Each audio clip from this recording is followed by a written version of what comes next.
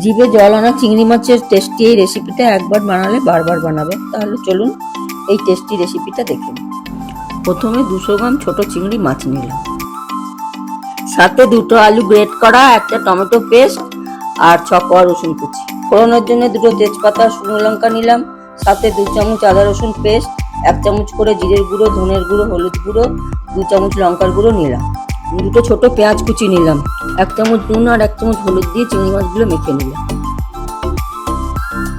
এবার কড়াইতে সর্ষের তেল নিয়ে নিলাম, তাতে চিংড়ি মাছগুলো ছেড়ে দিয়ে একটু নাড়াচাড়া করে ভেজে নিলাম। এরপর ভাজা চিংড়িগুলো তুলে নিয়ে সেই তেলে 1 চামচ গোটা গরম মশলা, তেজপাতা, শুকনো লঙ্কা দিয়ে দিলাম, সাথে 2 চামচ ঘি দিয়ে দিলাম। এরপর কড়াইতে রসুন কুচি, পেঁয়াজ কুচি দিয়ে দিলাম। পেঁয়াজ রসুন ভালো করে ভাজা হলে এবার গ্রেট করা আলুটা ছেড়ে দিলাম। আলুটা ভালো করে ভেজে নিয়ে তাতে আগে দেখানো সব মশলাগুলো দিয়ে দিলাম, সাথে আগে থেকে বানিয়ে রাখা আদা রসুন পেস্ট, টমেটো পেস্ট আর 1 চামচ নুন আর চিনি দিয়ে দিলাম।